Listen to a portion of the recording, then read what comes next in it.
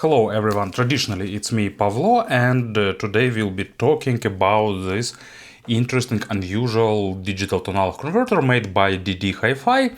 It's TC44 Pro E2, so it's a balanced USB dongle, and it definitely features a few interesting ideas. One is about chips used here, and another one is about the design, so something to expect by the ddHiFi. Price is $100, and about the specs and the rest we'll talk in the next part, so let's have a closer look. Package is pretty simple. You can see just white cardboard, a photo of device, and this sticker with QR code to check if it's original device or not. And all specifications are printed on the back side that I really like. And here used two Cirrus Logic CS43131 as digital to analog converters and two ES9603 as amplifiers. And it's a bit unusual because usually this amplifier goes with ESS own digital to analog converter, but here use Cirrus Logic, which is also a pretty good chip. It gives up to 250 milliwatts for 32 ohms load and supports high resolution, DSD 256, good measurements, and LED indicator that is blue when it's PCM and green for DSD, and we can see that it's small and pretty compact. Inside we getting separate lanyard and even a link to learn how to tie the knot. And actually here it is. And of course this leather string attached here is that feature that sets this digital to analog converter apart from the rest. Interesting knot actually, yes, it's a bit unusual, and you can probably untie it and tie some more fancy knot if you know something. But what is the use of this thing? As you can see, in terms of design, it also looks really great. Nice polished aluminum, really sleek design, balanced connector from the one side and USB Type-C from the other side. Just what you need. Connected to your transport, connect your headphones here, and that's it. And this leather thing is for cases when you want to store it. You can do this way and put it somewhere in storage bag or somewhere else. Probably it's a bit convenient, not something like life-changing in terms of experience, but pretty nice and neat detail. And here is LED indicator located here. As you can see, design is really great, but it's something to expect from the ddHiFi. So about power consumption, you can see it yourself. Now I have this fancy USB tester, so I can show you these figures about power consumption basically in real time.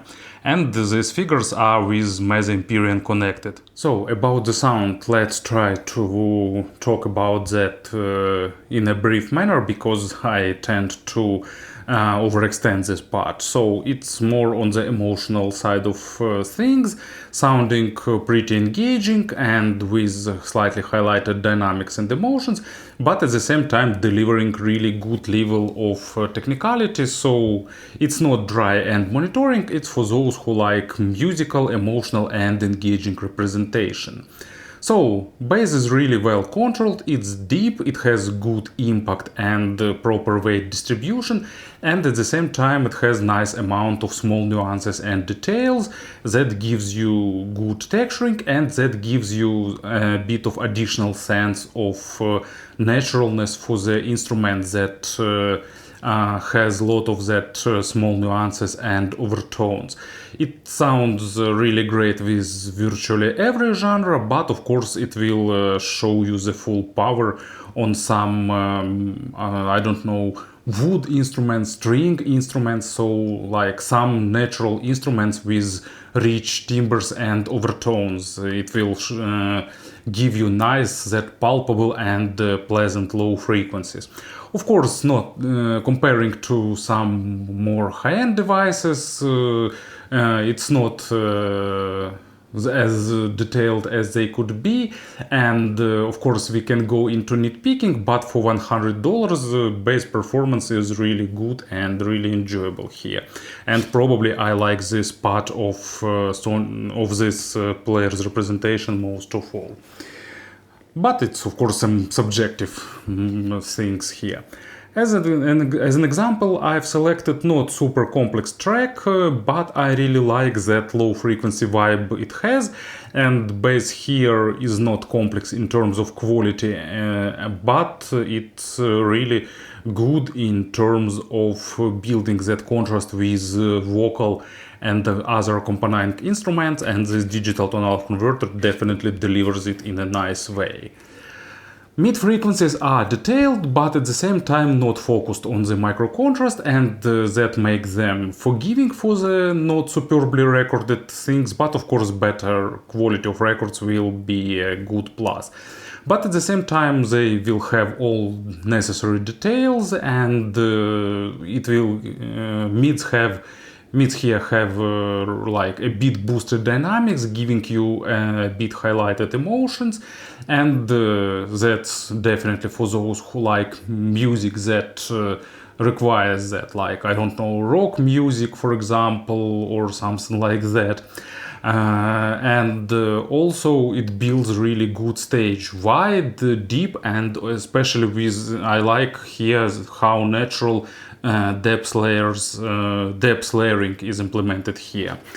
And let's move to the example. It's John Bon Jovi, I'll Be There For You, and it's just the track that fits the digital tonal converter perfectly with a bit boosted emotions. You'll get Bon Jovi's vocal to the maximum, guitar parts are emotional, engaging, and it sounds really like with additional boost of spices on top of that classical ballad.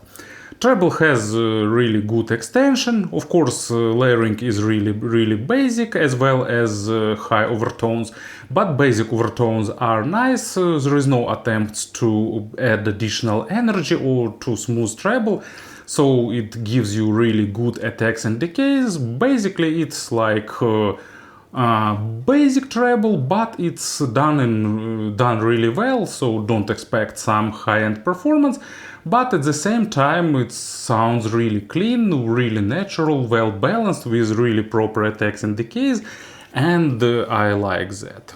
And here is an example. It's Marillion, warm wet circles, nice percussions, guitar, vocal, lot of things goes to the treble area, and this digital tonal converter plays this part really well. In terms of pairings, it's pretty universal device. From one hand it has really low background noise.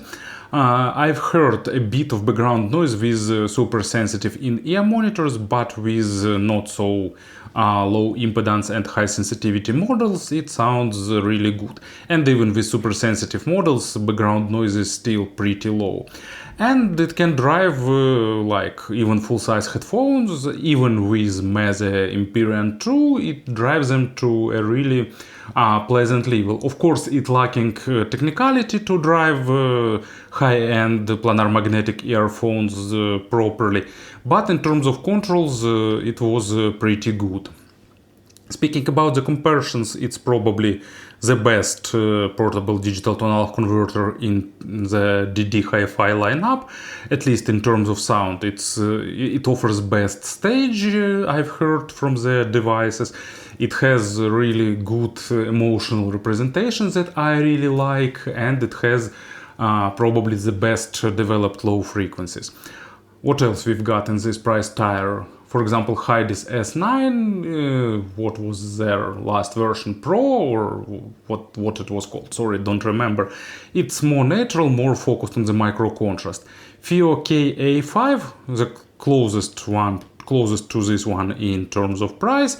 It's more natural, more dynamic, but at the same time less boosting emotions.